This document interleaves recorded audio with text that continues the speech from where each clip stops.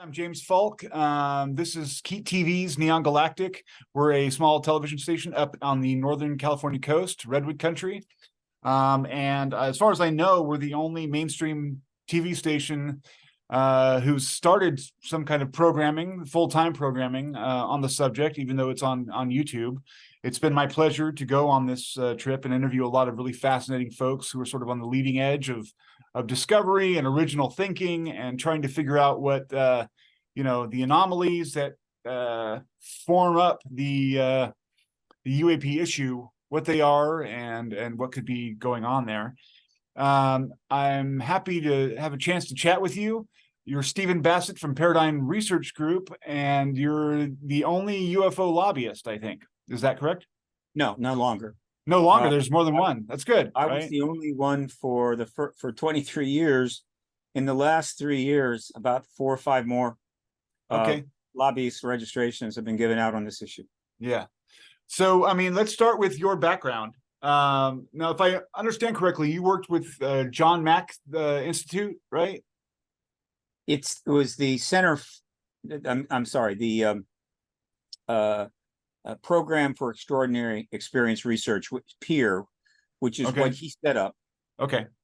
In Cambridge, Massachusetts, to study the contact phenomena in a very professional way, as a Harvard psychiatrist working at head of the psychiatry at the Cambridge Hospital.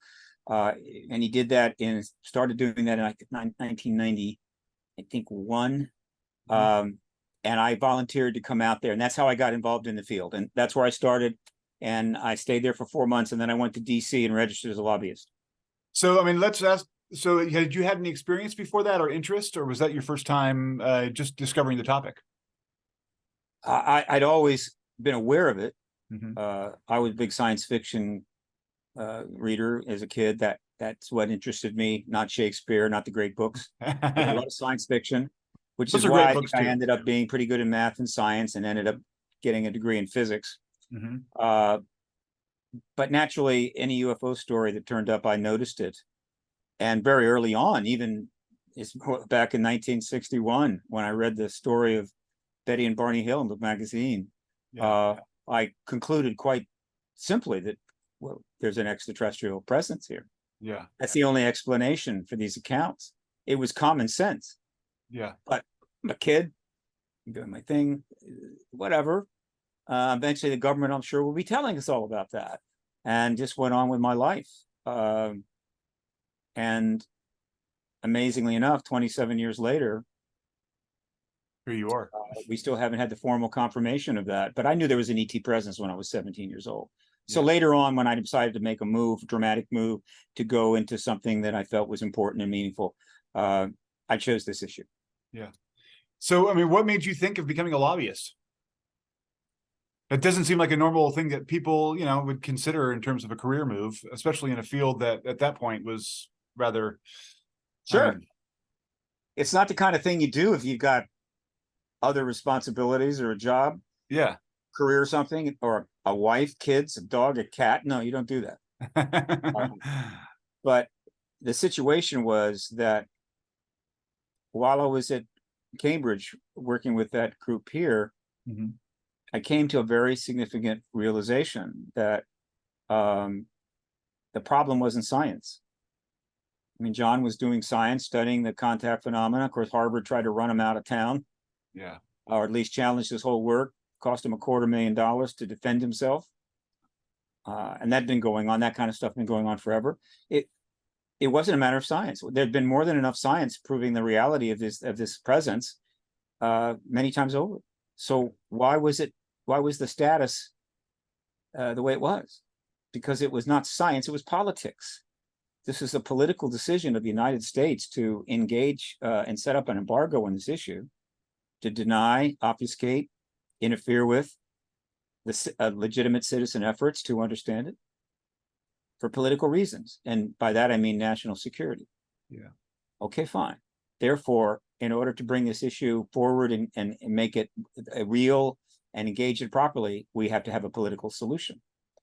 So, fine. What do you do? Well, you could run for office, I guess, and become a member of the Senate and going around the caucuses going, we need to deal with UAPs or UFOs. I said, no, I'm not going to be able to do that, but I could register as a lobbyist on this issue. I'll bet nobody has. Yeah. And I got all excited about that. And so I went to great lengths to go down to Washington as fast as I could in order to register as the first lobbyist on this issue. And I did. I probably took some risk I should have taken and got there, registered. And it would take 23 years before a second person registered, but that's all right. Being first has its advantages and disadvantages, I assure you. Oh, I'm sure. That's how I got started, and that's why I was able to do it. So, I mean, I have a bunch of questions about the process as a lobbyist on this issue. I've had some run-ins with members of Congress, one in particular, who I tried to discuss this issue with, and I got a lot of heat back, like more than I was expecting. And as a lobbyist, I don't really know how the process works. So, I mean, is it something where you just go through a congressional directory and try to hit as many congresspeople as you can, or do you try to identify who you think might be like-minded before you make those contacts? There's a lot of ways to be a lobbyist. Yeah, sure. The approach you take and the success you have will be dependent upon many factors. One would be the nature of the issue you're involved in. Mm-hmm. And how much money you have. Exactly. Do you have money to give to PACs? Do you have money to and somehow be able to assist a member of Congress and one legally? Yeah, if you've got that, if you're a big firm with a lot of contacts, I had none of those things, I assure you. Yeah. And so what I learned quickly is that nobody was going to talk to me. Yeah. Oh, I had the odd meeting or two with some intern or lower level staff person who gave me some courtesy of a little of their time, but nothing. It was not going to happen. It was just too soon, but that's okay. I registered as a lobbyist, not because I thought I could race up on the hill and start solving problems, but to plant a flag. Yeah. Right. When I set up the first political action committee on this issue, which really could not raise much money, I planted a flag. What am I saying? If the issue is as important as I believe it to be, and I know it to be, and millions more know as well, an issue of that importance should have a lobbyist, shouldn't it? It should have a political action committee, shouldn't it? Mm-hmm. And if it doesn't, that's kind of saying, well, maybe it's not as important as you think it is. And so I planted those two flags and other flags just to make the point to whoever was paying attention. This issue is worthy of all of that and a lot more. It is, in fact, the most important issue in the world, which is the reason why it was embargoed by the government. It was too important. Yeah. And they were worried about what the response would be. They were worried about a lot of things. A lot of things, yeah. So has that changed recently? I mean, with all the attention that we've gotten on this issue, and do you find it's easier now to get face-to-face time with Congress people or their staffs, or is it still pretty? Because it seems like there was a enthusiastic reaction, but then now there's a backswing as the Empire Strikes Back, like Ross Coulthart and Bryce Zabel said recently. I love Bryce and I love Ross, and I understand that they're a little concerned. That it's okay. Don't worry. Don't overreact. My job is to survey and follow all of this. Mm-hmm. That's why I view my job. In other words, who has the time, by and large, even if you're a journalist, right? Yeah. There's no journalist that this is their whole issue, except there are some people in our world, the UAP world, the citizen science journalist world, that's their whole thing. But in terms of mainstream journalism, who has the time to follow all of this? Yeah, nobody really, but I do, and so I follow the entire thing as much as possible about what's happening in this issue and try to make sense of it, so that I can help other people understand it who just don't have the time to do that. There is give you a perfect example of this. On my website, paradigmresearchgroup.org, there are many things, but under resources, there is a print media archive. You could just Google PRG print media archive. I think it would come up, but it's on. So you go through the links to the flash page or whatever, you get to the print media archive. It's now up to 15,000 articles. There's 15,000 articles about UAP, ET disclosure issues going back to 1947. It represents maybe 20% of the total number of articles that have been printed in professional press. I'm triaging this out of smaller fringe press, paranormal press, that kind of thing, the odd website. No. This is triaged 15,000. The total number of articles in English and foreign languages since 1947 is probably in the 100,000 range easily. So there's been a huge amount of coverage. Well, there's 15,000 there for anybody that has the time to go read them all. That's amazing. That's an example. And so I understand what's going on. And it's a little messy. There's some pushback. Of course there was going to be. But overall, we are in an irreversible pace and track to get the confirmation of the ET presidents from the United States president. It can't be stopped now, and it's not going to take much longer. Any little blip here or issue there, or somebody raising it, that's fine. That's all right. But I'm afraid it's not going to work. Right? You can push back all you want. It's not going to work. We are on our way to disclosure. Nothing is going to stop that, short of something profound, like a nuclear event in Ukraine, leading to a global crisis. Yeah, the disclosure process will be backburnered. But short of that, we're heading for disclosure at a rather rapid pace.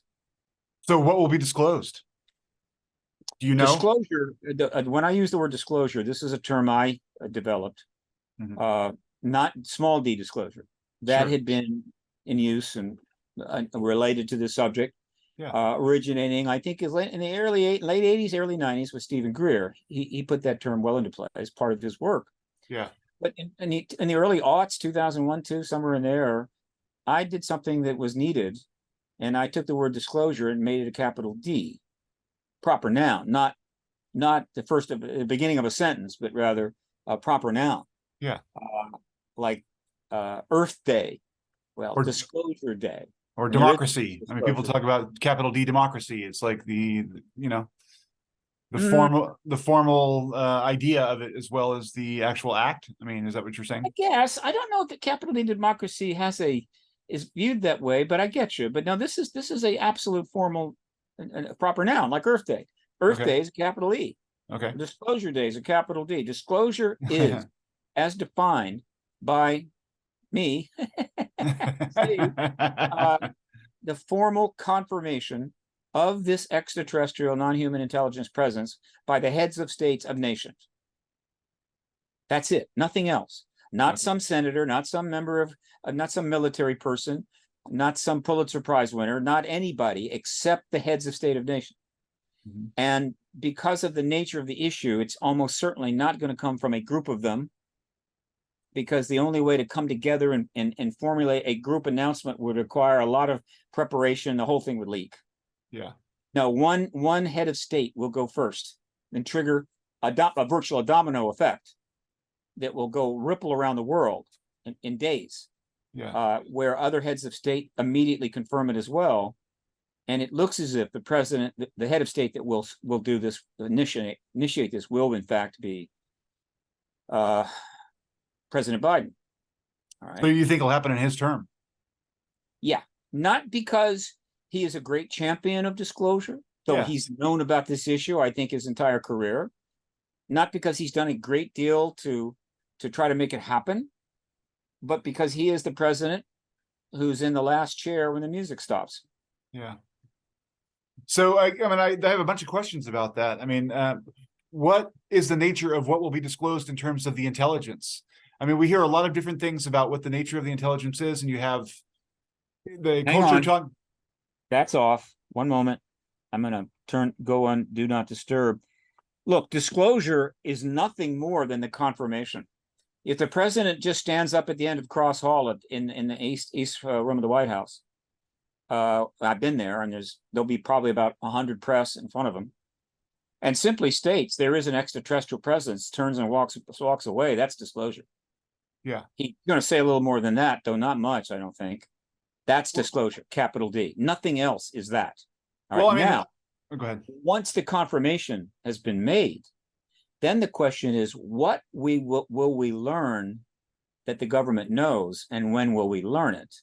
And that's a whole nother matter that, of course, will be the principal focus of my work going forward. To sort of get out what's in the secret vaults of government, basically. Yeah, there are a million questions that are going to be asked in the post-disclosure era. There will be many more hearings that will be held. I think we only need one more hearing on this issue, and that would be the Senate Intel hearing that's been promised and planned for some time. I have a pretty good idea of the kinds of witnesses that will testify in front of the Intel committee. It won't be a half a day, I assure you. It'll go on for at least a week. And that testimony of these witnesses, which will be watched by, countless millions around the world, I assure you of that. And then countless more millions will see the archived, version of it. It'll be on countless websites. Yeah. That testimony will be it. That will set the stage for the president to confirm the ET presence, because that testimony is going to be profound. It's not stuff that we don't already know, but it hasn't been stated in front of millions of people on camera under oath to a congressional committee. That is what is the trigger that allows the president to go forward. Yeah. What makes you so confident that that's going to happen? I mean, a lot of us are like, I'm nervous watching the back and forth. There's this person says this congressperson seems like they were out front, and now they're backing up because they don't want to be out front on this issue. How are you so confident? It's like sitting down and watch a football game, and you know that your team absolutely is going to win that game because they're the better team, or they've got the right people, whatever reason, you're pretty certain your team's going to win. But then as the game goes on, there's some setbacks, a fumble here, an interception, bad call, whatever. But overall, in the end, they're going to win. It's like watching Tom Brady play any game, right? So it's like that. I know enough about the process in the public arena. I know a lot about the progress in the public arena that's going on. And a reasonable amount of what's going on in the government side arena to know what's going on, to know that disclosure is coming and inevitable. Now, if you've got 6 or 7 hours, I could give you the full picture. If you don't, then I'll give you the abridged version. Please. And that is that the work in the citizen science, activist, journalist community to challenge the government's position, meaning challenge the government's embargo in this issue, has been going on for 7 decades. It has built up a massive body of evidence, reports, cases, books, documentaries, witness testimony, deathbed testimony, on and on and on, to prove the case 10 times over. Okay, so that's all there. Yeah. Right. That's there regardless of what the government does or doesn't do. And it's just sitting there waiting for the world to really take a hard look at it. I got a lot of it sitting right behind me right here. Yeah, it's an impressive collection. That's there. All right.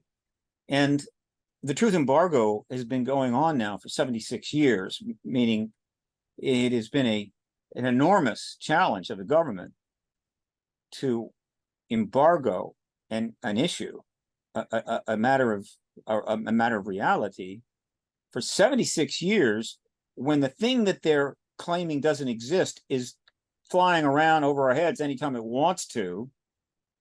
And then all this research is being done. It's amazing that they pulled it off. Yeah. It's one of the most extraordinary of, I think, accomplishments of any government in the history of governments. If we were a Stalin-esque or a highly dictatorial state, or maybe a monarchy that have supreme power, it wouldn't have been a lot easier to maybe pull this off and just tell everybody the emperor is fully clothed when the emperor is stark naked. Yeah. But we're not. We're a constitutional democracy with a First Amendment.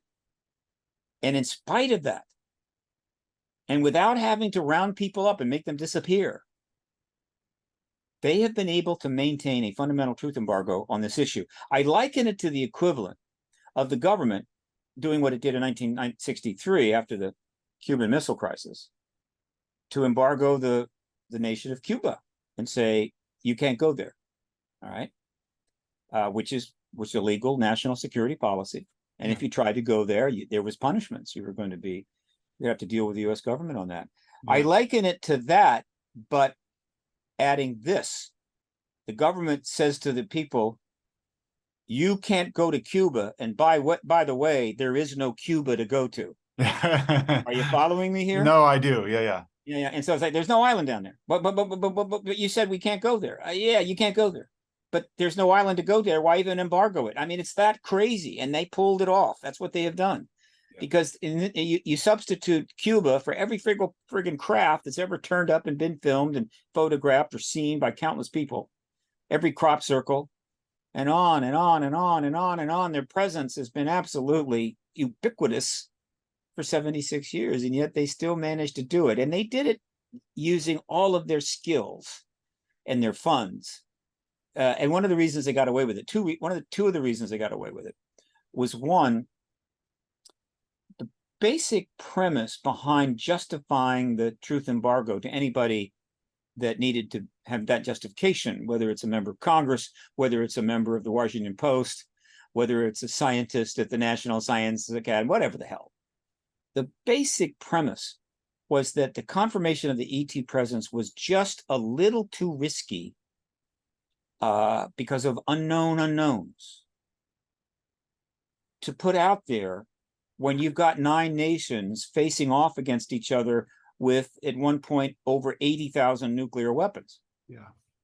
And you'd already had a couple of close calls when a nuclear war could occur. And so you make that simple case that it's not time to confirm the extraterrestrial presence until this nuclear problem is solved. And most people are going to go, okay, I don't want to do anything to cause a nuclear war, so I'm not going to write that story. I'm not going to press that research. I'm going to keep my mouth shut. I get it. Well, we still have a Cold War. I call it Cold War II, in case you're not paying attention. There are still 25,000 nukes, more than enough to destroy all of civilization in any meaningful way. Yeah. And we've almost had a nuclear war a couple of times just in the last 20 years.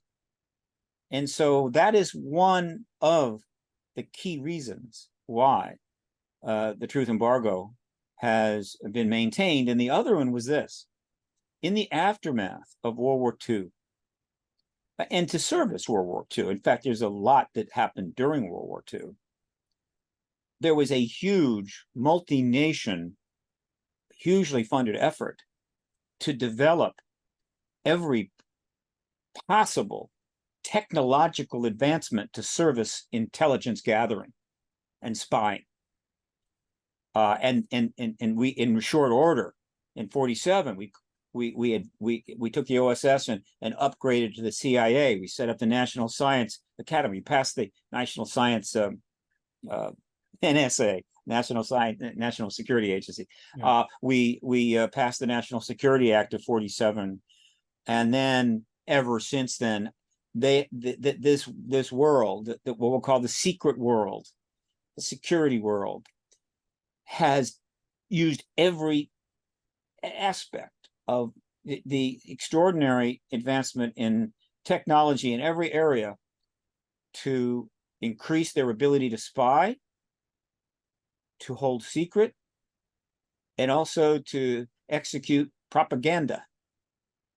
And so that particular development, along with the nuclear threat component, is why the government was able to pull off a truth embargo on this issue for 76 years.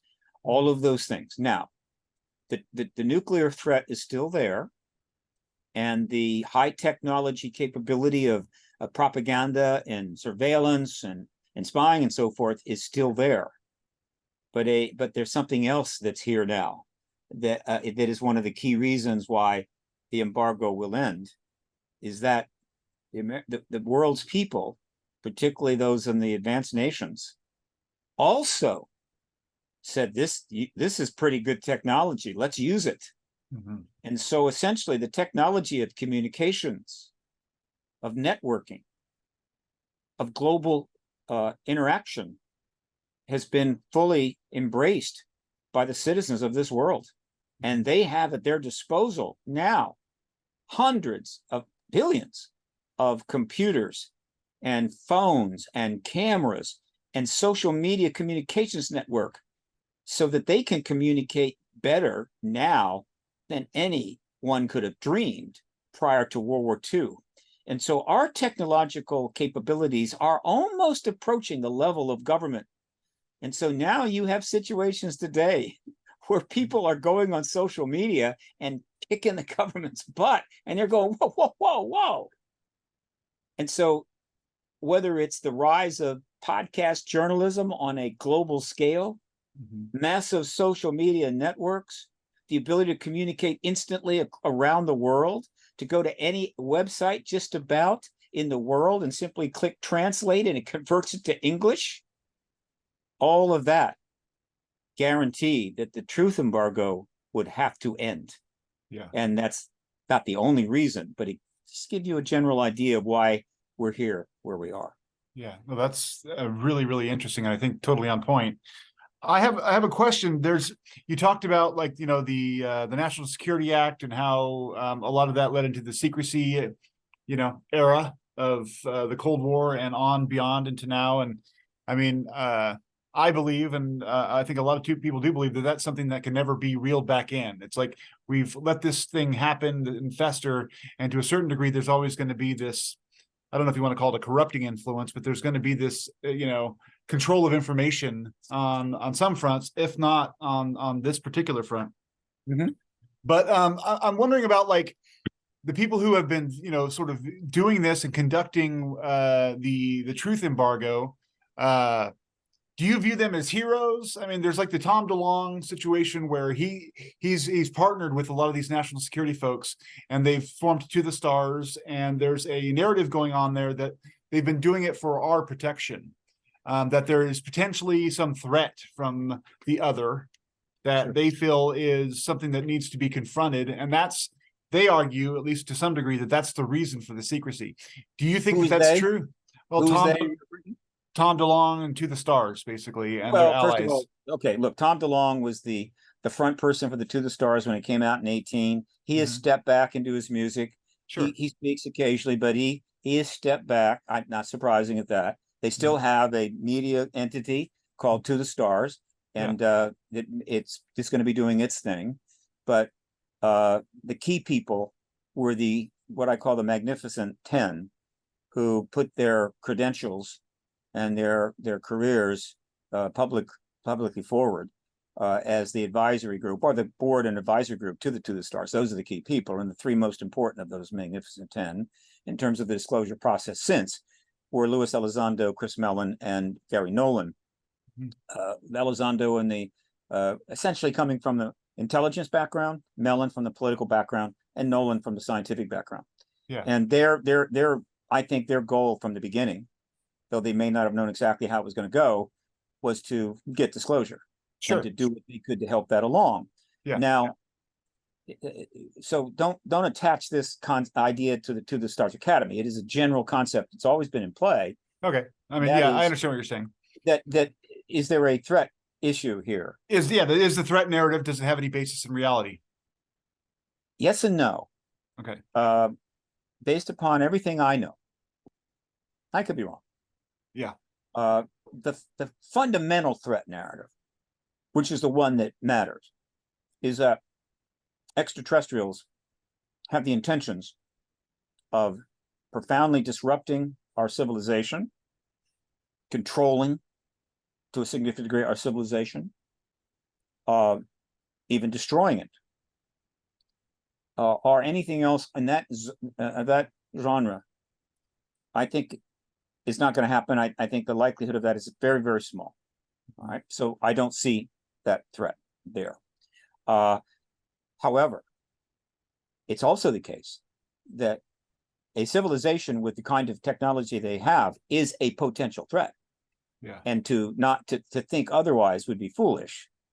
That kind of sophisticated tech, being interstellar, as I believe they are, could be a potential threat. And that's perfectly reasonable to acknowledge, and perfectly reasonable to put forward if you're involved in a political process to get something done, like disclosure. Well, yes. Which makes me wonder if that's the actual motive behind it, you know? I mean, here's the analogy I like to use, and I'm big on metaphors. I love metaphors. Sometimes I make them up on the fly. Some land, some don't. No, All that's right. great. I hear Okay. that. When you go camping, every single bear in the woods is a potential threat. Mhm. Okay. Yeah. But if a bear comes into your tent, that is a threat. Okay. You see the difference between potential threat and threat? Sure. Yeah. So Yeah. as this thing is going forward, on occasion, and I don't think it's deliberate, somebody that's addressing the issue forgets to add the potential in front of threat, and they say threat. And that, for a lot of people, triggers a certain reaction. But no one has been able to remotely make a legitimate case based upon what is known that they are a direct threat. Now, having said that they're the bear in the tent, Mhm. having said that, it gets more complicated. Yeah. And why shouldn't it? Yeah. We're talking about the interaction of a sentient species on a biosphere with other sentient entities from other biospheres. Yeah. Not just now, but probably going off and on for as long as we have history. And then even before that, right? Human race is about 250, 300,000 years on. And by that, I'm not talking about mating capabilities and that kind of stuff. I'm talking about, you could go back 200,000 years and grab a human or a Homo sapiens sapien, bring them forward in time, a baby, give it some fine private schooling, right? You know, a good education, and that entity could graduate with a PhD from MIT. That's what I'm talking about. Yeah. Yeah. Yeah. So their interaction could be going back that far and even further. So when we're talking about something like that, be assured it's not going to be simple, and it's not going to be something you can analogize to. I don't know how nations get together and how people deal with each other on this planet. Mhm. And so, case in point, one of the most important things that we know and fully intend to learn more about post-disclosure, meaning after the president has confirmed the issue, and that and the cat that's been out of the bag for some time is held up in front of us and going, there it is. There's the cat's been out of the bag, but now we're recognizing this cat before the world. Is the matter of contact between ETs and human beings. And I don't mean going, Zoom calls. I'm talking about them dealing with people on their own terms, when they want, how they want. Oftentimes, well, usually late at night, whatever. Contact phenomena. It's been well established. I don't know, perhaps as many as 1 million reports have been made, but I think at least 400,000 or 500,000 written reports have been submitted. That's pretty conclusive. And so the ETs are dealing with people on their own terms, meaning however we want.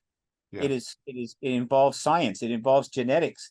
It is extremely significant. And if you're one of the people involved, it's a big deal. And a lot of people have handled it well, but even more have handled it, well, I say, have had what you would call a reasonable experience, but probably even more have had a very, very unpleasant experience. So how do you discuss that?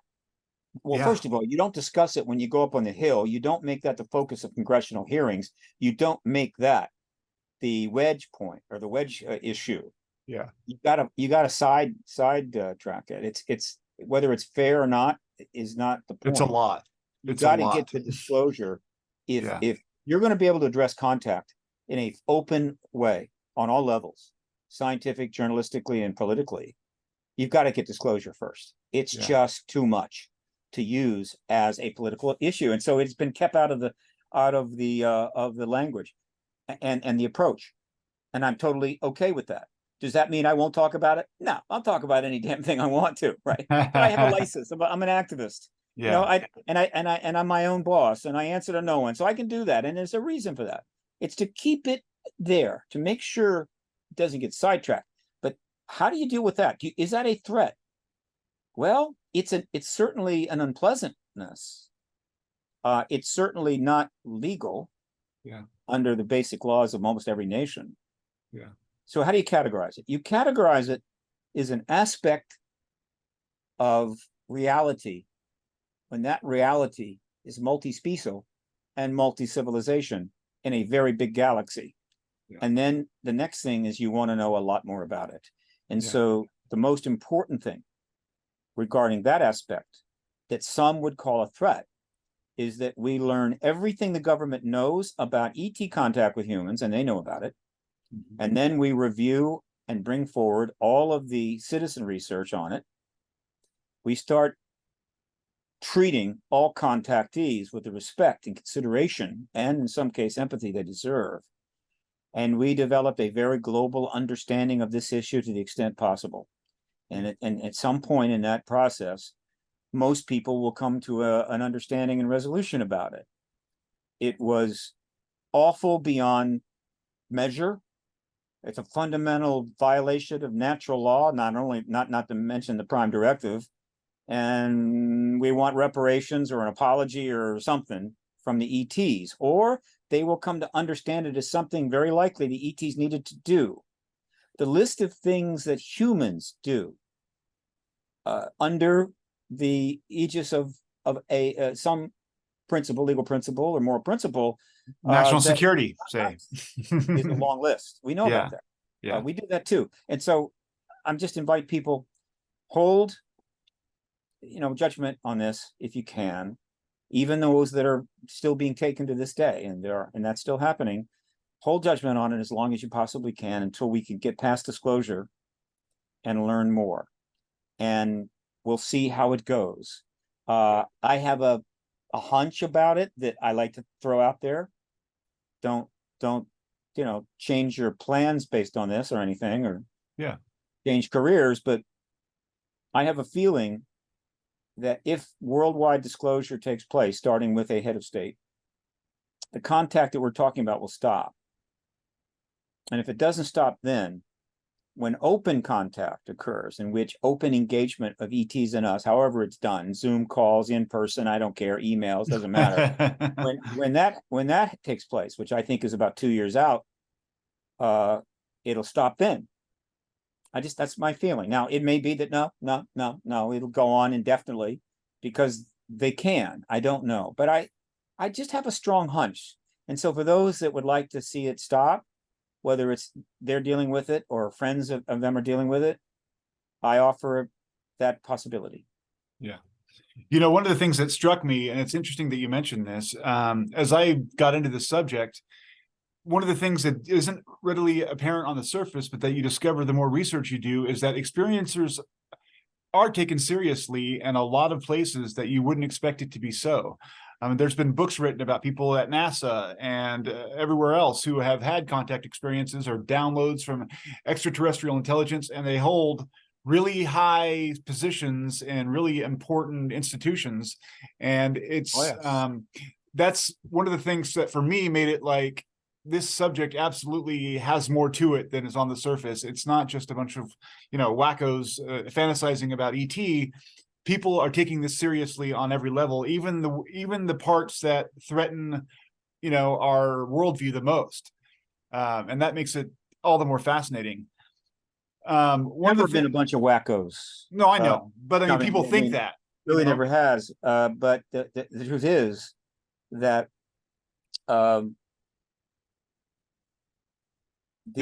one of the reasons I may have frozen on your screen, but I imagine you can still hear me. There you go, one of the reasons that I'm able to talk about this, even as we are going through this political process, is that the amount of work done on the contact event is enormous. Mm-hmm. And it's out there. There have been documentaries and books and plenty of contactees have come forward. And so it's out there. Yeah. But so are the ETs or craft flying around too. Just because it's out there doesn't mean the government is going to jump up and deal with it. But the government will. But in this case, because that kind of evidence or that kind of circumstance is more intense, mm-hmm. more complicated than just craft flying around. Exactly. And so we're going to take we're going to go through door number 1 first. Mm-hmm. And then after we go through there, we're going to be able to go through door number 2. But something that I think I can say with some confidence that's worth noting is that the contact experience is in fact not based upon your job title. It's not based upon how much money you have. Yeah. It's almost certainly genetic. It has to do with genetics in a very significant way, because they're just tidying up here. I have a feeling the ET's understanding of genetics is a little more advanced than ours. And so if you're part of a genetic line, then you are very likely going to be a contactee.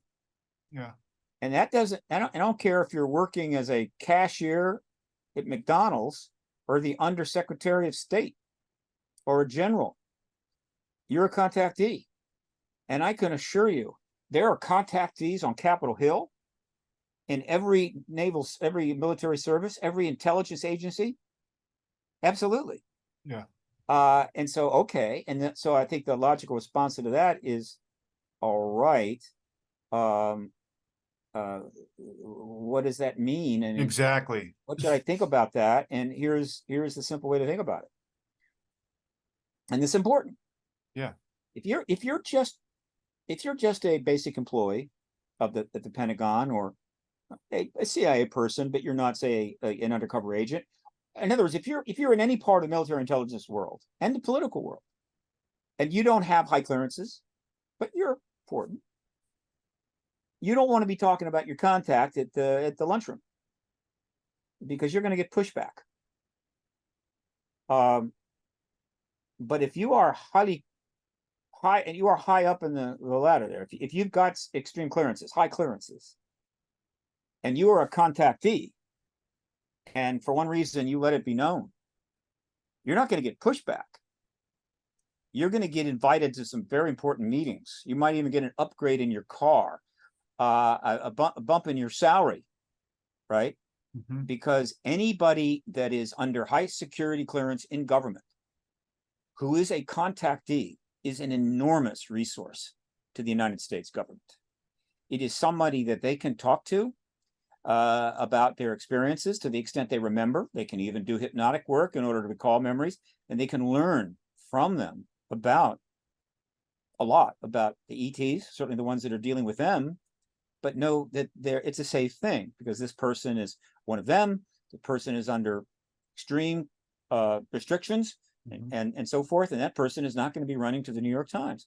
And so you see that interesting dichotomy. It perfectly represents the dilemma that the government's been in and our society has been in.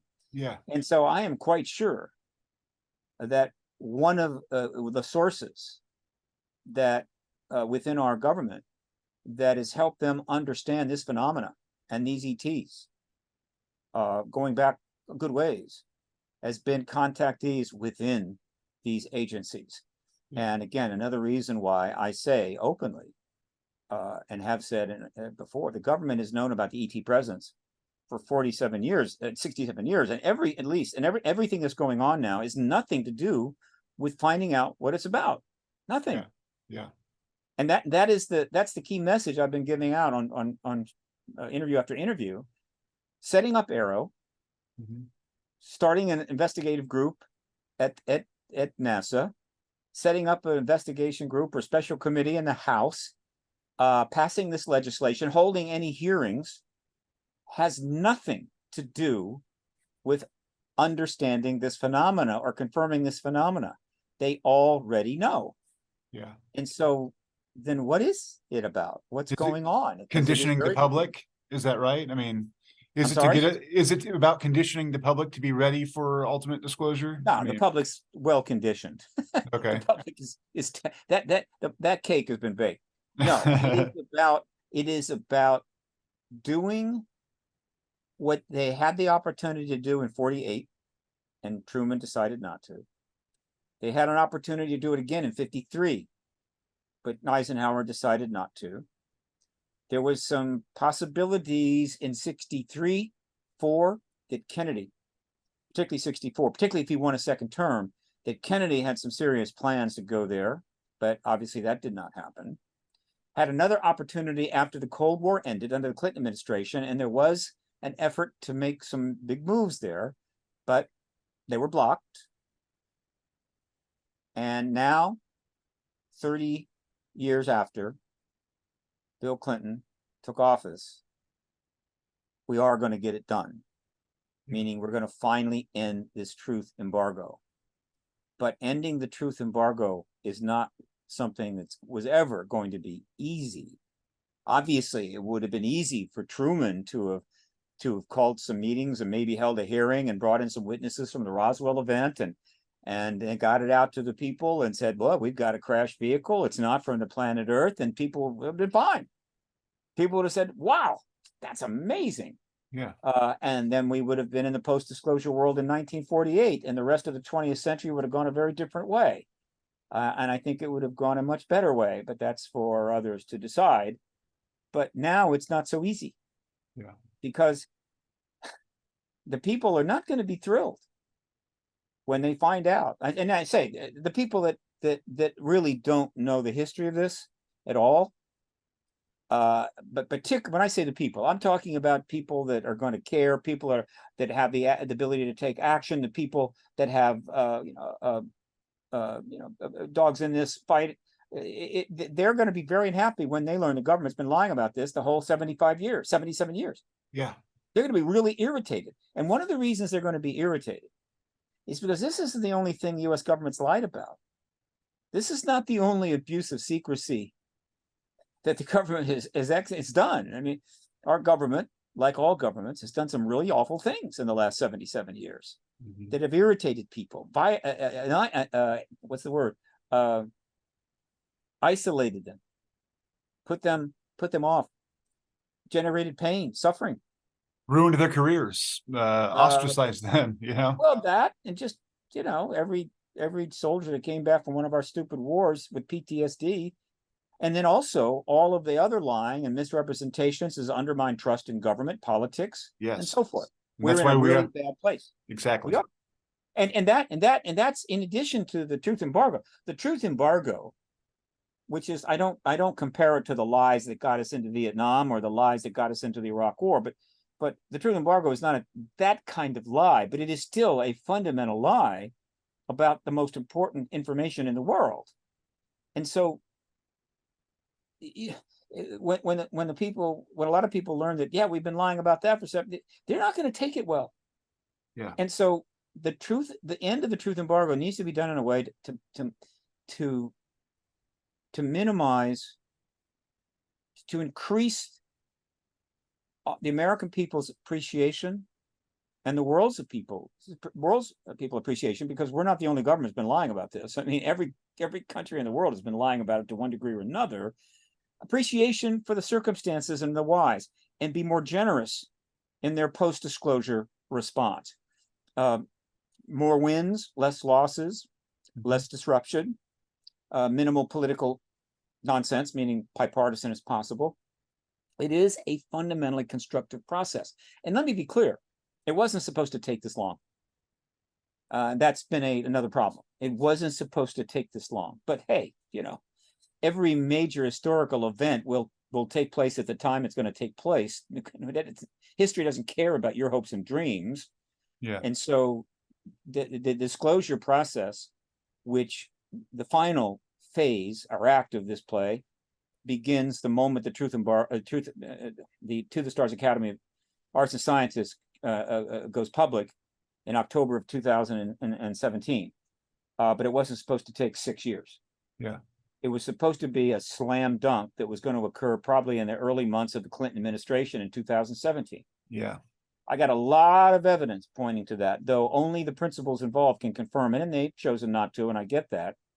And it would have been over. Boom. Out, ding, dang, doom. New York Times articles. She gets elected. Suddenly, there's cooperation going on with the DOD. Some hearings are held, but she's the disclosure president, which she had been wanting to be since she was the first lady.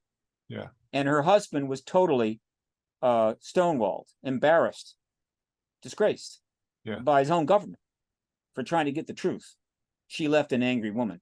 All right. Yeah. And I say that in a positive sense. Sure. Right. Yeah. And so it was going to happen 2017, but she lost. Okay. And it wasn't, and she did, and the new president was a very different kind of president. And so that threw everything up in the air. It took 9-10 months for this group to finally make the decision to launch anyway, to their great credit, because it wasn't easy. Believe me, launching in 2017 was a far more risky, difficult thing than launching in November of 2016 after Clinton's election. Yeah. But they did it anyway, and they stepped into the void and tried to move things forward. And they made some progress. And then the worst pandemic in 100 years showed up, causing economic harm all over the world. Yeah. Killing people by the millions. That didn't help. That slowed things. And then the politics got even worse, which I didn't think was possible, but it did. And we literally got to a point of almost civil war of a sort, certainly a political civil war. Yeah. The only thing was missing was muskets and long lines of guys shooting at each other. And so that delayed it.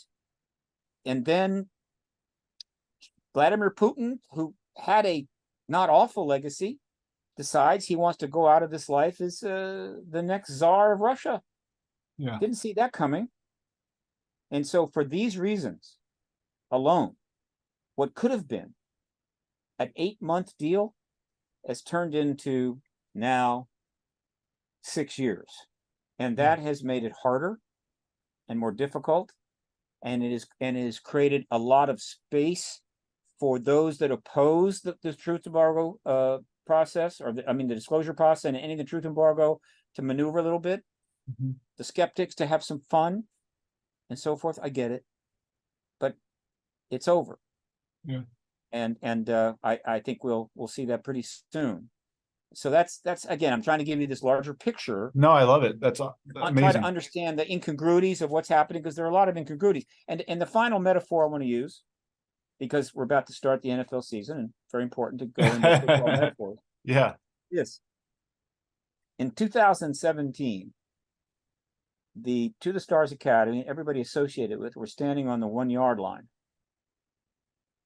And history kicked the ball to them. And their job was to run up the field and score the winning touchdown, spike the ball, and accept the Super Bowl trophy. Mm-hmm. But they had to go 99 yards. And that meant they had to run up that field, and they had to dodge this tackle and that tackle, not trip, not fall. And if they did all of that and got to the end zone, they get the touchdown. That's fine. That's straightforward. Mm-hmm. But don't forget this. In football, if you step 1 inch out of bounds, at any time in that run, the play is dead. It's over. Yeah. There'll be no touchdown, no Super Bowl, no spike in the ball.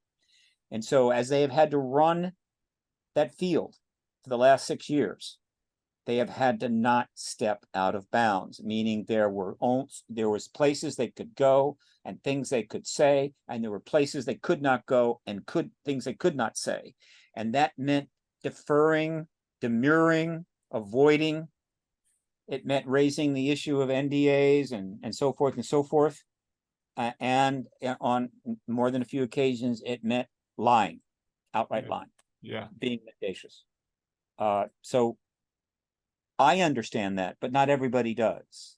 And they're angry about it because the tolerance of the American people for any mendacity is low. Yeah.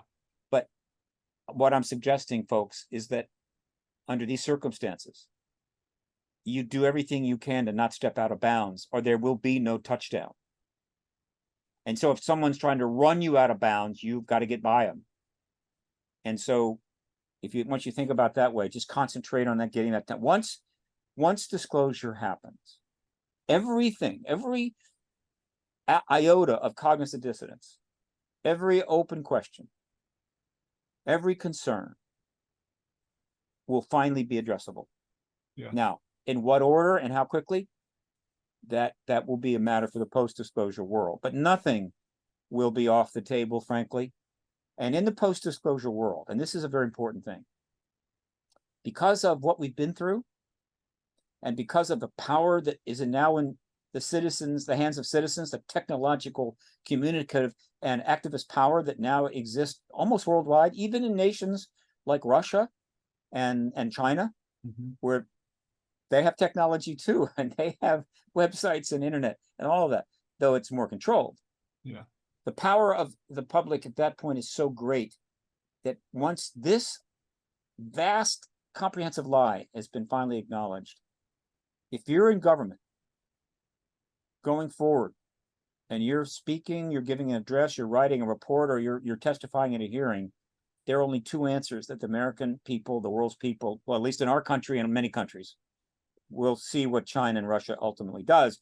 But two answers that people are going to accept: the truth, or I'm unable to speak to that in a public setting, but I can speak in a classified setting, obviously because it is classified and there are laws that prevent me from speaking publicly about it. That is the only two answers you had better give. Yeah. If the answer is an outright lie, say in a hearing, the public, using the powers that they have, are going to dissect that lie. They're going to research that lie. And within 48 hours, that lie is going to be essentially confirmed on the internet, and your life is going to become a lot more difficult.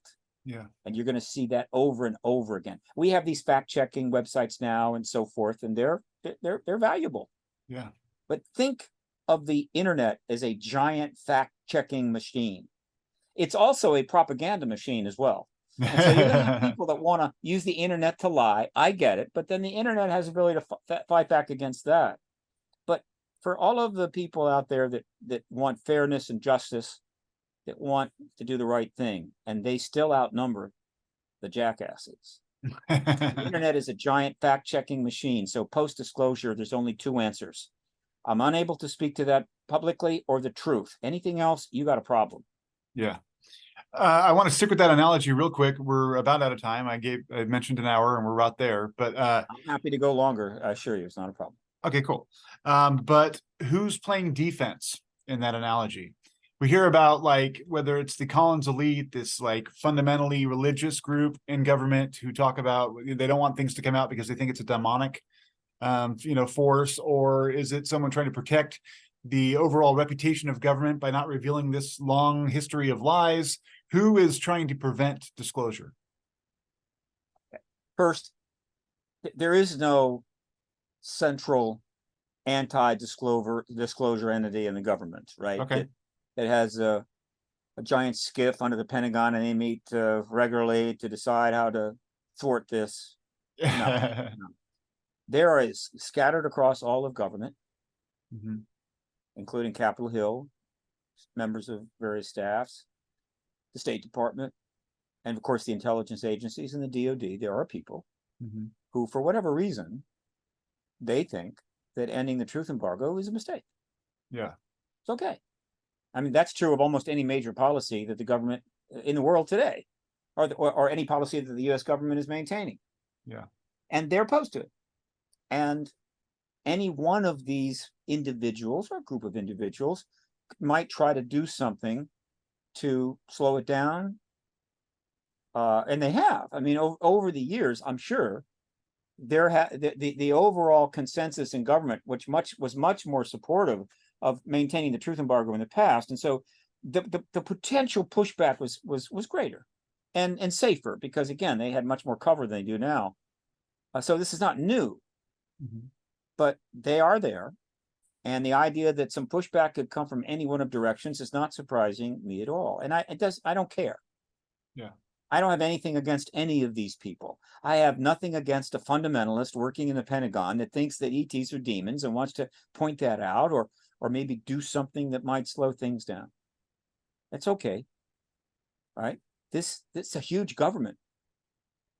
It's always going to be the case. Yeah. Now, if they violate the law, that's a different matter.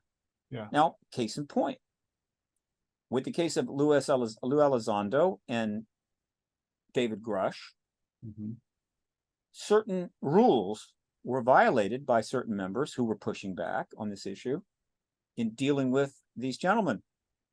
Harassment, false statements, and so forth. Yeah. These were certainly violating of rules appropriate to their agencies, but I think in some cases might have been violating the law itself. That's not acceptable. Yeah. And guess what happened? Luis Elizondo went to the Inspector General of the Department of Defense with the assistance of my good friend and colleague Danny Sheehan. Yeah. And he got relief. And David Grush went to the Intelligence Community Inspector General, represented by the former Inspector General, Charles McCullough, which is a pretty good attorney to have. Yeah, yeah, and a pretty good indication that David Grush is absolutely legitimate.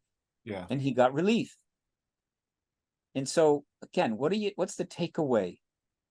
The takeaway is that the forces in opposition to ending the truth embargo are now vastly outnumbered, either publicly or privately. And while they may still resist, the outcome is inevitable. The truth embargo will end. We will get disclosure, and then they, like everybody else, will deal with the post-disclosure world. And some people will deal with it well, and some people won't. Some people will try to monetize it to excess, and some will not. Not that there's anything wrong with making money, there isn't. But there are, I think, certain ways to go about it that are not offending. Mhm. Some people will try to make political hay. Others will try to move forward what I believe will be an extraordinary reform process, a reform movement, not only in the United States but worldwide. We'll see. I just can't wait to be part of it. I don't have a lot of years left, but every year that I have in the post-disclosure world is going to be a blessing and gold for me. And it looks like I'm going to have a number of those years. So I try to, again, perspective, James. Perspective is the perspective comes under the heading of a rubric that you hear a lot, and it's a very good one. That whether you're a person or a nation, how well it goes for you as a person or a nation is less about what happens to you or your nation, but how you or the nation deals with it. Yeah. All right. That's what determines how well the outcome is. And that's the case here. Yeah, I mentioned the conversation I had with our congressman here locally, Jared Huffman, and he was very emotional about his feelings about the whole UFP phenomenon, and was basically like accosted me with, "You believe in little green men," kind of like pushing back at me for even asking the question, which my question didn't advance any form of belief. I just wanted his reaction to what was happening in Congress, but it turned into this almost personal kind of thing. And I wonder how those folks will react ultimately if there is disclosure and we get to a point where this thing that has been in the public dialogue for the past 76 years, like you say, and there's a lot of skeptics who think it's all ridiculous. They're the ones I'm worried about with disclosure in terms of how they're going to absorb it and how they're going to move ahead, because they've, as much as the ET fans have invested a lot in pushing for disclosure, yeah, I think these folks have invested even more in acting like it's ridiculous, James, you seem like a pretty young guy. Well, I'm 47, but yeah. You're a young guy, trust me. Okay. You worry too much. Well, yeah, this issue, it's important. I mean, you worry too much. Look, there's plenty to worry about. If you want to worry about something, you worry about the Ukraine war. Put all your worry there, right? I mean, even I'd put it there before global warming and the other things that are also happening, and they're a problem, and the glaciers melting, and everything. I get it. Yeah. But I'll tell you right now, you just put whatever worry capacity you have, focus it on the Ukraine war, because that could end civilization tomorrow. Sure. Other than that, don't worry. All right. Yeah. So what do I mean? Look, the confirmation of the ET presence will be, and the process leading up to it is the biggest news story in all of history. That's what I'm telling people. The confirmation event will be the most profound event in human history. Yeah. And it will constitute ultimately the biggest paradigm shift in human history. And so, are you shocked that, given the fact there's 8 billion people on this planet of varying ages, everyone with an absolutely distinct history, education level, personal experience, everything else, different faiths, different language, different worldviews, and on and on and on. Are you shocked that there is a substantial spectrum of opinion and awareness of something of this magnitude? Look, if you're talking about, surveying people, what do you think about, I don't know, some political development going on in Idaho, you're not going to be shocked that a lot of people don't even know about it, don't care about it, or have a funny opinion about it. No, but on this issue, because it's global, you're thinking everybody should be like, have an opinion. But no, there's 8 billion people here, and so that's a good point. Don't think about that. Think about this. History is not a democracy. History doesn't go forward based upon some higher power conducting regular referendums amongst the entire population. What do you want to do next? Where do you want to go next? No, it just unfolds on the basis of untold countless millions of variables and goes where it goes. That's point number one. And point number two is this. Given the variety of human experience, and this is true of a lot of things, which is why, if you want to proselytize religion, if you want to go and convert people, which was a big thing amongst various religions at one time, less so now, you'd go to another country and say, hey, I'm here to convert you to a religion you need to convert to, and the response was to eat you. Well, then you've missed the point. Everybody will come to the understanding of the truth of the ET presence and the paradigm shift underway in their own time. Let them do that. Let them have their own time to do that. There are some things in this world people need to get right away, like stop at red lights. That's not something that they decide to do in their own time. They do it. And if they don't, they're going to pay a heavy fine, and if they kill somebody, they're going to jail. We know that. But when you get up to the much more complicated things, like religion, like massive changes in worldview and paradigm changes, no, they get there in their own time. That's why I don't convert. That's why I really don't proselytize. I mean, I certainly make the point. I think what's going to happen is going to happen. But I don't proselytize, meaning you had got to know that this is going to happen now. You have to know this. You must know this because I demand that you know it. No. But I kind of make a strong point, something you need to pay attention to. I try not to proselytize too much. They will get there in their own time. Let them do that. And if they want to call you a lunatic, that's okay. Because the number of people that are going to call you a tinfoil hatter is dropping like a stone. Let me make a point about that. One of the absolute fundamental tools of maintaining a lie, like the truth embargo for 77 years, it's a common thing and very effective. It's been used for millennia. Is stigmatization. In other words, you stigmatize something, something central to the people or the idea that you want to block, and then you just attach everybody connected to that idea, to that kernel, and make that the basis to keep them in line. And the UFO term was the kernel that was used for this. It was the target of all the stigmatization. Why? Because for most of the last 76 years, if you want to talk about this subject, you're going to use the phrase UFO. So if you can stigmatize that to the point where just saying it makes you an idiot, you have won. And boy, did it work. That's why we went to great lengths to try to switch it to UAP. And we succeeded. And that's why the term UFO exists nowhere in the legislation that has been passed, but UAP is all over it. Now, but here's the point. Here's the punchline to that. Guess what? And I was surprised at this. Even though UAP became the term that a journalist or a politician or a scientist could safely use to refer to the subject, and so that makes it easier for them to engage, which is what we wanted. UFO is back. It's back big time. I did not see that coming. Why?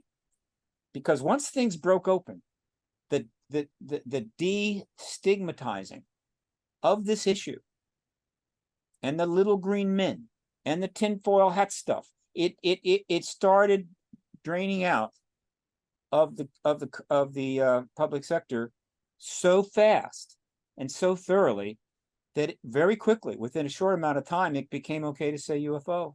Yeah. And so now it's UFO. And when you say it, I don't know if you're Tim Burchett or you're a journalist, if you say UFO, people are not going to immediately jump up and go, "Oh no!" Yeah. And so that was confirmation to me that behind the truth embargo were a huge number of people that knew full well the deal, understood that saying UFO is probably not a good thing, but they knew this was all real. They knew that it was important. And so now that the walls have come down, and they're coming forward in such numbers that, like, yeah, it's okay. It's all right. And so the critics, that most of the skeptics that are out there, I'm not going to name names, that are decided they're going to play skeptic till the end and vying to be who will be the Phil Class of the 21st century. Even they don't go after you because you said UFO, right? Yeah. And so that is the collective process underway. And so even after disclosure, there will be people saying there is no way there's an extraterrestrial presence. I don't have to refer to any other examples of this. There are plenty of them out there. I Yeah. don't want to go there, but the list of people, God bless them, who are absolutely convinced that the absolutely untrue thing is true in the world today, Yeah. based upon a number of factors, is unfortunately a very long list. Yeah. It's not going to change anytime too soon. That doesn't mean that history stops. It doesn't mean that you operate under a constant threat of being turned away or failing. No. The historical process is underway, and it is inevitable. It's just as inevitable in the last, good while. I mean, God knows it went on for something like 100 and some years, but not that long after Galileo and a few others had made the public case for the Earth not being the center of the universe, going around the sun. The Catholic Church absolutely opposed this. Others opposed it.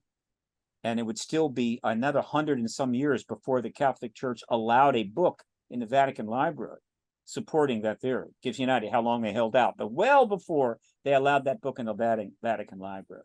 Yeah. I think intelligent people knew that the idea that it would be common knowledge that the Earth went around the sun was absolutely inevitable. Absolutely inevitable. That's what we're seeing now. This idea is inevitable. And even though after even the Catholic Church admitted it, there were still people that were saying, no, the Earth does not go around the sun, is irrelevant. Yeah. Right? It is the future of the Earth is dependent upon where the bulk of nations go and what the bulk of people understand to be true, not the entire group of nations and the entire public. This is the key to activism. It's the key to social change. There have been some studies on social change and activism that are not precise. It's hard to be precise, but an effort has been made to try to understand what percentage of a group of people, a population, particularly a large of size, has to get to a level of certainty and confidence about something to tip the scale so that is where that culture goes. That is what is going to be ultimately accepted as truth. And it's not a big number. Yeah. I've heard 5%, 6%, things like that. And it's an equation on social dynamics. And it's an important equation.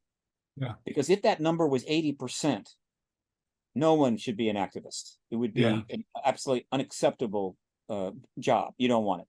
But because that number is in a reasonable zone, activism works. Your job is to get across that line, get to that 5%. And once you've gotten there, the rest follow. Self-perpetuating. James, before we go, a couple of things I wanted to mention. Yeah. The coming months are going to be extraordinary. There's so much going to happen I can barely keep up with. But in my world, here's a quick update. Okay, great. I'm officed in the National Press Building, just 2 blocks from the White House. And I was at the Grush hearing at the Oversight Committee. I am going to be extremely active on the Hill going forward. I'm going to be doing real lobbying now that it's possible to do some real lobbying. And I won't be alone. There are a number of other lobbyists. Secondly, there's some very big conferences coming up. I have been invited to speak at a significant conference in Florence, Italy in October. I'm waiting on the details on that. I think it's October 29, 30. I'm also going to be speaking at the Stairway to the Stars conference in Vegas at the Luxor Hotel. Okay. I think they've booked 2,000 rooms. Wow. That's big things are getting. There's going to be a presence there. All right. Yeah. November 10 to 12. And then on December 1 to 3, I believe is the dates, the World Ufology Conference is going to be held this time in Mexico City. The World Ufology Conference is a fastly growing event that began, I believe, in Spain. It's spreading and going to multiple countries. This could be a massive conference, if only because Mexico has one of the highest, how would you say, interest levels of any nation, the public of any nation in the world. Yeah. And Mexico City has 25 million people. So that's November 1 to 3. In addition, I have like possibly 3 significant announcements I'm going to be making in the next few weeks. Okay. Regarding projects that PRG is involved in. And I'm looking forward to making those announcements. I invite people to look forward to that. And lastly, if you're on Twitter, please follow me at Steve Bassett. You can search on Paradigm Research Group at Steve Bassett. My Twitter account, I follow a lot of people, is very, very important to the activist work. And so the more people that can join up there and follow me there would be very helpful. Yeah. And thanks again for your time, and look forward to talking to you again soon. Yeah, no problem at all. And I'll put those links in the description so people can just click on Twitter to get your YouTube or your Twitter handle and get that follow for you. I say Twitter, it's actually X. It's going to take a while. Oh, I know, right? Right. I'm working on it. I'm not crazy. Twitter was like, X. I'm not. So I actually put a quote tweet the other day saying, look, I didn't like Twitter or the bird all that much. I thought it was like, not serious enough for the kind of things that you can do there. Yeah. But I wasn't crazy about X. Yeah. And so I decided that I'm going to refer to it as Twixer. There you go. XXER. And there Twixer. Yes. Right? And that's a perfect combination. I like it. And I mentioned in a tweet to Elon that, look, it's got 2 X's, better than 1. And so it's pretty cool. Yeah. And so you change the name to Twixer. I do expect a substantial honorarium. Yeah. So anyway, I appreciate you doing that. Look, let's get together again soon. Yeah, absolutely, sir. I appreciate it. And thank you for all the work you do.